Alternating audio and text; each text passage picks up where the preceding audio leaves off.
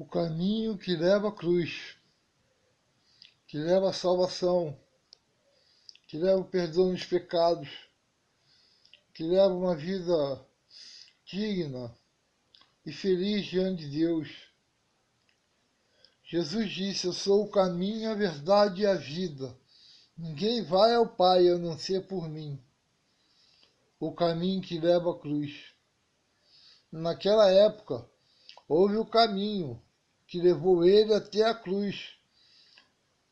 E para os dias de hoje, como é esse caminho? Como você trilha esse caminho?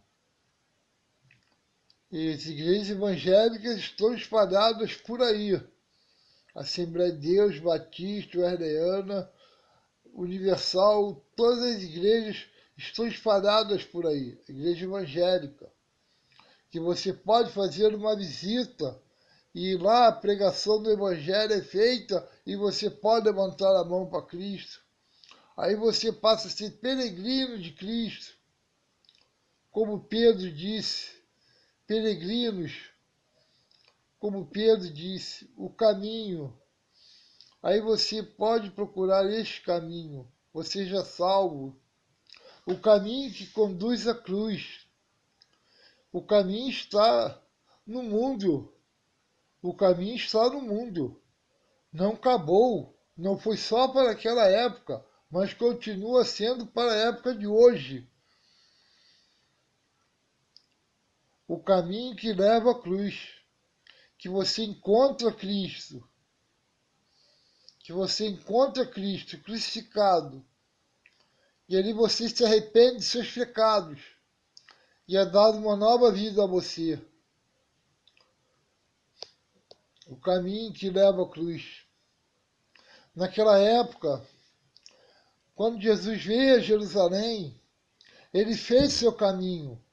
Ele nasceu no Egito e foi coabitar em Nazaré. Ali ele fez o caminho dele, pregando a palavra, a graça e a verdade entraram no mundo. Porque João Batista disse, a lei foi dada por Moisés, mas a graça e a verdade vieram por Jesus Cristo. Então Jesus fez seu caminho. Quando ele entrou na Galileia, quando ele pregou a palavra de Deus, quando ele pregou a graça, nós hoje não vivemos mais debaixo da lei, vivemos debaixo da graça. Debaixo da graça. Não é de vocês que vem a salvação, não é disso que vocês veem dentro de vós. É dom de Deus, é dom gratuito de Deus, pela fé, pela fé. Aquele que se aproxima dele tem que crer que ele existe. Ele é invisível. Pedro diz, não vendo agora, o amais. Então Jesus teve seu caminho, curou pessoas, e na última ceia ele ceou com os discípulos, foi preso e foi julgado por Anás e Caifás, e ali foi crucificado. Foi crucificado, e muitos naquela época já estavam salvos por Cristo, já tinham a sua vida perante Deus, já tinham a vida perante Deus. Nos países, hoje em dia, que nós vivemos, é proibida a palavra de Deus, é proibida a pregação do Evangelho, é proibida a igreja abrir e pregar o Evangelho. Mas assim mesmo, crentes morrendo, sendo presos, assim mesmo eles levam a mensagem. Às vezes alguns deles mesmo se salvam. A igreja de Cristo, querem acabar com a igreja de Cristo, mas não conseguem, matam 100 e renasce 1000 salvos. Não adianta o homem brigar com Deus. Deus é tudo e o plano de Deus, o mundo está no controle dele.